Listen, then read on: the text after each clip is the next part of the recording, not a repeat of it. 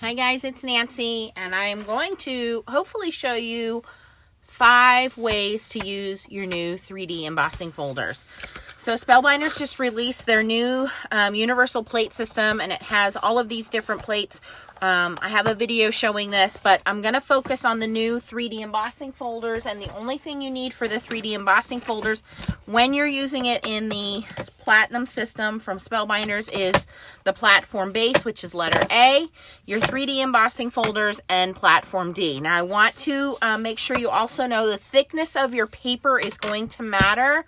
So you're going to see on some of these that I'm going to spray them with some water on the back side to soften the fibers. So if you're having problems with your cards, your 3D embossing folders splitting, you may want to kind of moisten your paper, and that will help loosen the fibers. This is just regular water. So the first way I'm going to show you is just your traditional embossing, which is,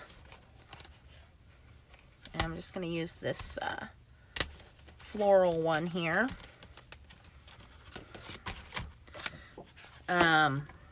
It's just doing some traditional coloring. And actually this one is still dirty from the last time I used it, so let me just clean it out quick. I might still have some residual there. Alright, so embossing folders are great because they make wonderful backgrounds. I'm going to show you a couple different ways today to take advantage of them. I don't think that I remember to pull mine out enough, and now that they're becoming more and more detailed with the 3D embossing folder. These new embossing folders from Spellbinders are much bigger. These are 8.5 by 5.5, so a half sheet of paper. And all you're going to do, and I just put some hammer mill paper in here, is you are going to have your base platform, your embossing folder with your paper, and then you're going to put this adapter plate on top, and you're going to roll this through. Now, depending on the thickness of your paper, it might take a second for that to go through. And each machine is a little different. Mine is a fairly new machine, so it's still very tight. So this is just what your traditional embossing would look like on this one. And the first thing I want to say is, well, you could leave it alone, or you could do some very simple ink blending. Okay. Now, there are a lot of new brushes out on the market that make this fairly easy to do, where you can just take a blending brush and gently rub that over your embossing and what you want to color. And because these blending brushes come in so many different sizes and shapes now, you really can get in there with some super fine detail with these smaller ones. I mean, you can get every nook and cranny colored in here. You can add more in the center and filter that out, so you get the gist of it, right? If I want to do the leaves,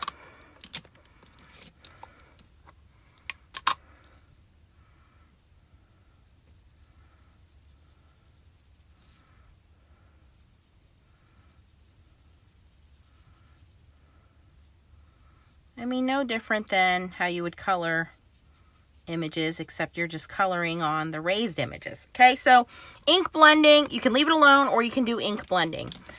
So that's one of the ways that you could do it. And I think this is what most of us do, is we just use the embossing folder and either leave it plain, which is beautiful, just like that, or we do some ink blending on it, which is also very nice. It all depends on your personal preference on what you want to do there. So you can add a really nice light shading, or you can go in and add a whole bunch of more color like I did there. So personal preference on that. So that's the easy one. That's number 1, okay?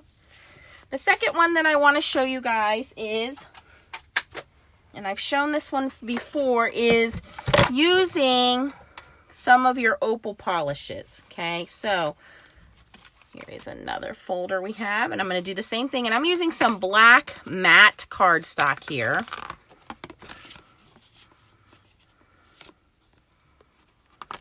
Okay, same thing. I have my base plate. I'm going to put my folder in. Whoops, bump the camera. And then I'm going to put my adapter plate on the top there. And this is a little labor intensive when you have a brand new machine. And again, the thicker your cardstock, I probably should have sprayed that. Okay, so for this one, when you have your opal polishes or lunar paste or texture paste, any of those, so you can see here without spraying it, I have some cracks in my paper there. So again, this looks okay all monotone, but if we want to step it up, and you can use your lunar paste with distress sponge, you know, the blending sponge. This one I probably should clean a little bit, but that's okay.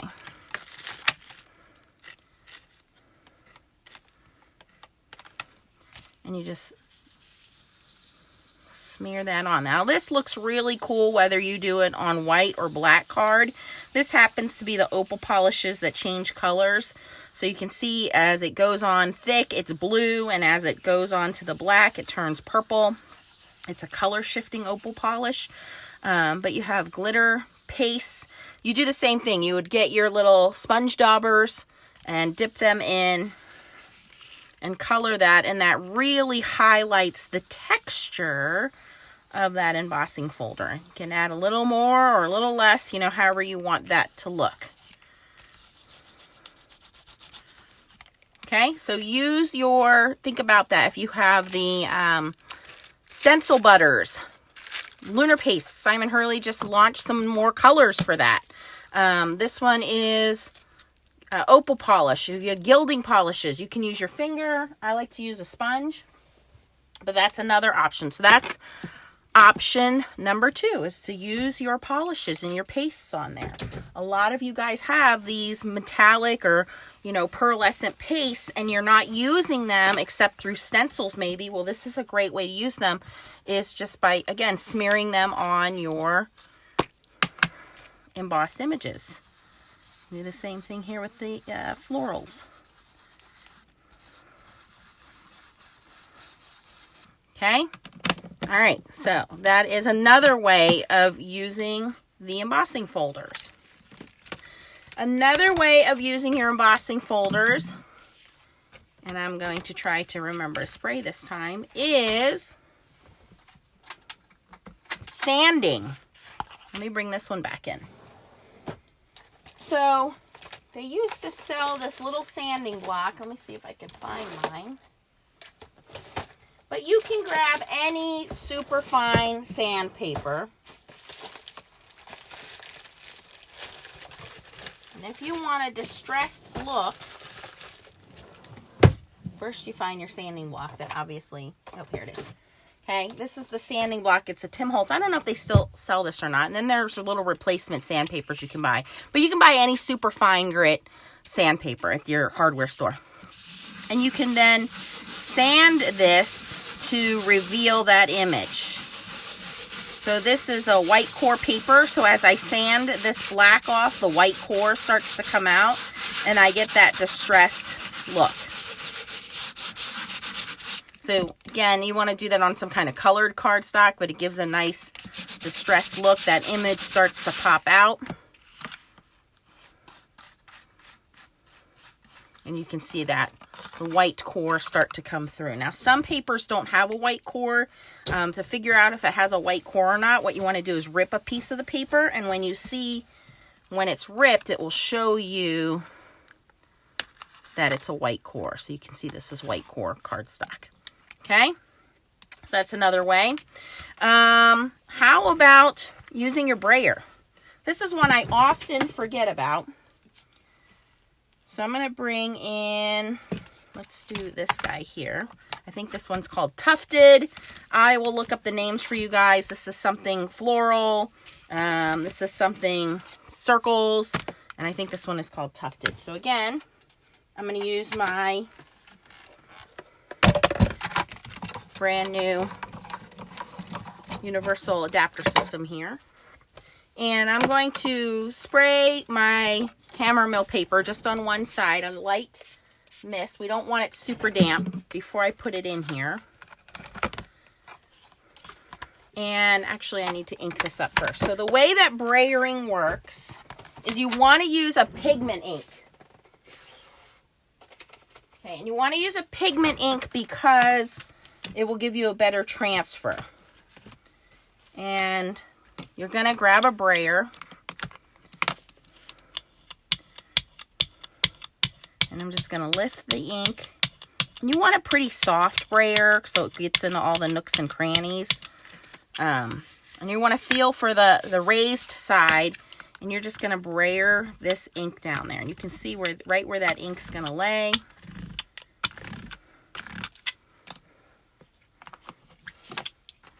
Now we're going to put our paper in here.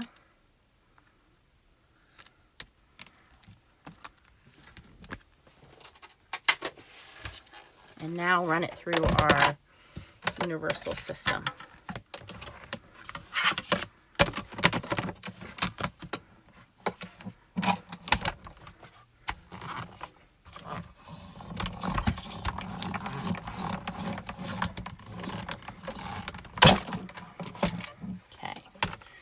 So let's see what this looks like now that it's been brayered with ink. It puts the ink down into those crevices there. It's kind of very artistic and painterly looking on this one. And if you don't like it, you have the other side. And you can brayer this side if you wanted to do that.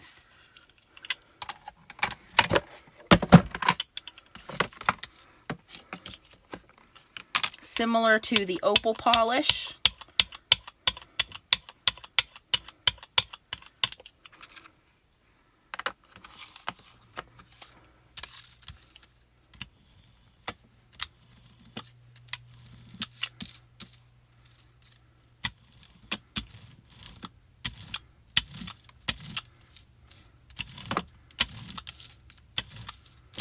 Okay, but we've used ink. So brayering ink on there can give you a different kind of look as well. And then you just want to wipe your brayer off with some water or some cleaner. And the same thing, this isn't going to hurt your embossing folders, you guys. Embossing folders made out of some pretty heavy duty plastic here. Just take a little bit of cleaner, wipe it down, and you're good to go. Okay, what you don't want to do is run this through your laminator machine. Please do not run these through your Mink or your laminator. Please don't do that. People ask me that all the time. Please don't do that. Okay, I will not be showing foiling with embossing folders. No, no, no. Okay, let's see. What's another one we can do? So we did ink, we did opal polish, we did sanding. How about just using different paper? I've shown some basic papers today.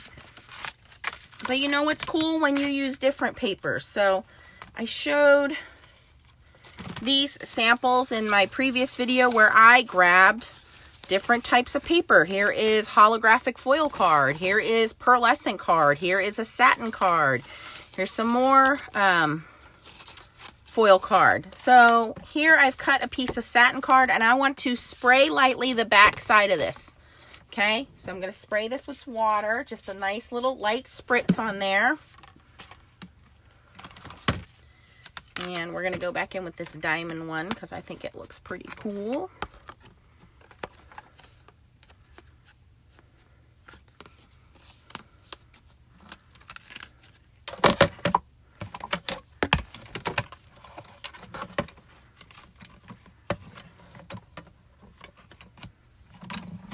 Oh, one of the things I wanted to tell you guys is when you're putting your folders in, if you're having difficulty, normally I put my folders in folded side first. Turn it around and do open side first.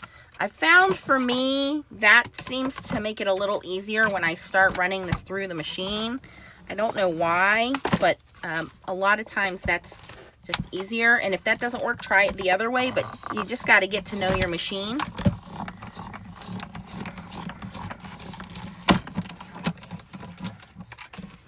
And here it is with satin card. Look at how cool that looks, different between satin card and foil card.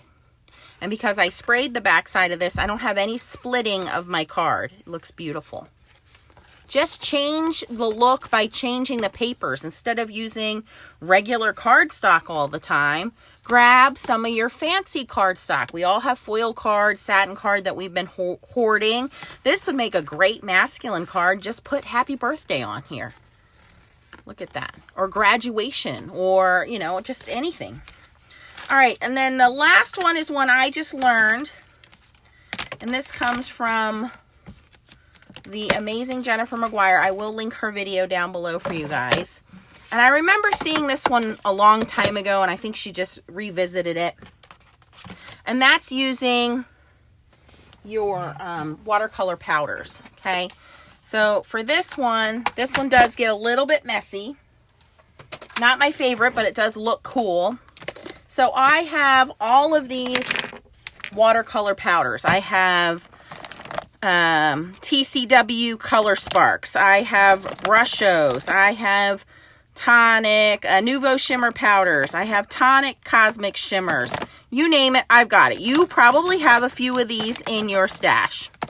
Okay, so these are watercolor pigment powders. And what I'm going to do, I just have these two colors here out already, is I'm going to take my embossing folder and I'm going to find the side that's concave. So this is the side that dips in. And I'm going to take some of these, and this is Cosmic Shimmer Pixie Sparkles, which is some purple. And I'm going to put some of those in here. Now, Jennifer does a lot of different techniques in her video. Like I said, I'll link that for you. She's really focusing on the different things you can get with these powders. But I thought, hey, there's another way to use them embossing folders. Okay, so this one is Nouveau Shimmer Powder Green Parade. But all of these have the same concept, is that they are watercolor pigments. Some of them are shimmery, some are not shimmery. You use what you have. I'm just dumping this in, and a little goes a long way, by the way, guys. You don't need a whole bunch of this. Into the leaves. Some of it's going to splash out all over the place. That's okay. Okay, and then I have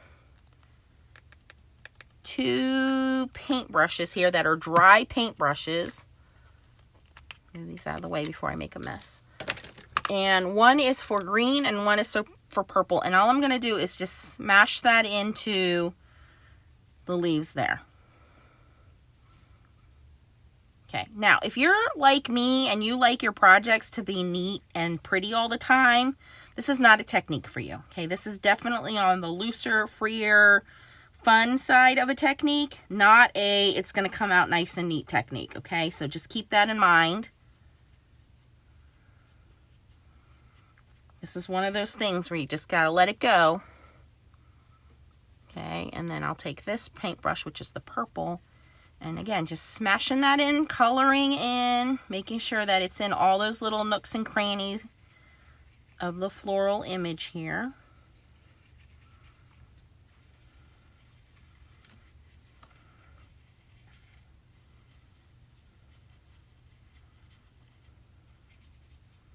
Okay, and there's going to be powders that smush out. It's okay. Remember, this is one of those organic looking designs, okay? All right, so now that everything's colored in, now I'm going to grab some watercolor paper. Now, this is pretty heavy-duty watercolor paper, so it's 140 pounds. This is a little thicker.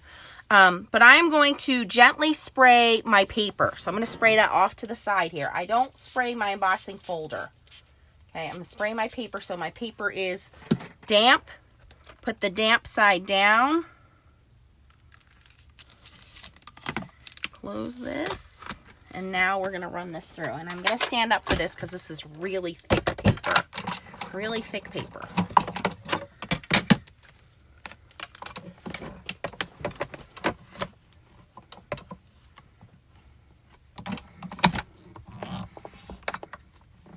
This one takes a little bit of extra muscle for me to get through here because of the paper being so thick. There we go. Once we get it started, nice and slow, I'm going to run that through just one time. Okay.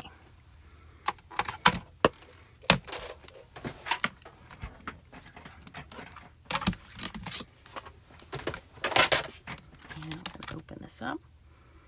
And you can already see how fun that is. Now, if you don't like how that looks, it to me reminds me of vintage wallpaper. Another thing you can do is you can spray this and you'll see those powders reactivate and move. You can take your paintbrush and you can paint them and make them more painterly. I kind of like the way this looks. I might want to clean up some of this. Just like the first thing when I said you could color them with your ink blenders. But I don't want to do too much to disturb this because I want it to have that kind of messy look. And like I said, I will link Jennifer's video because she does a much better job at explaining this. And she does a couple different techniques. So this is for the green.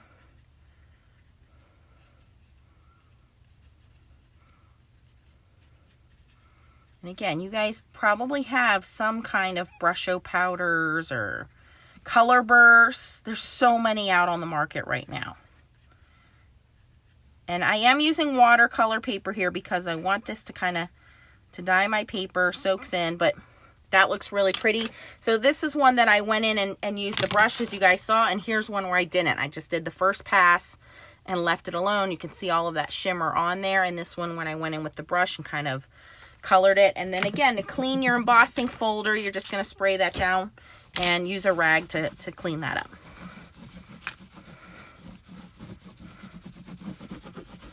All right, so I hope this helps you want to get your embossing folders out.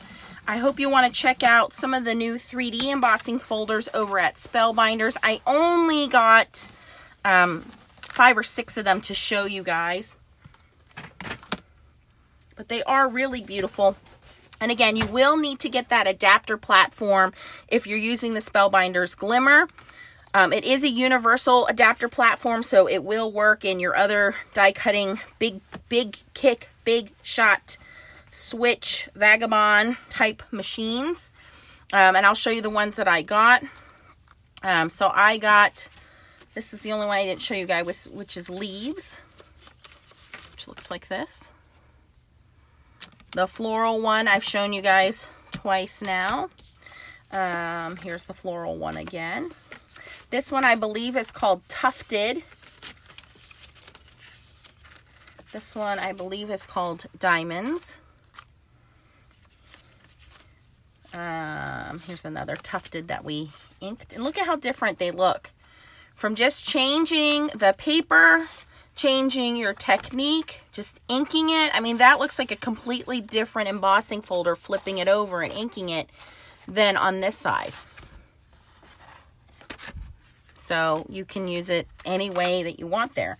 This is the rings, the circle rings, and that's all. Those are all the ones that I got. Again, I'll link everything down below for you guys. If you have any questions, post them down below. I want to know, what is your favorite way to use embossing folders? Do you like to just use them as they are? Do you like to do coloring or ink blending? Do you like to brayer them with ink? Do you like to use your luster polish, you know, opal polish, glitter polish, lunar paste, stencil butter, all those things on them? Do you like this new way that Jennifer McGuire showed us using the watercolor powders? Do you like sanding them? Do you like just leaving them alone? I mean, so many different ways there. Let me know which is your favorite way to use your embossing folders or to accentuate your embossing folders. I hope you learned something new in this video. If you did, please give me a thumbs up. And again, I'll have all the links down below for you guys. Thanks for watching. Bye-bye.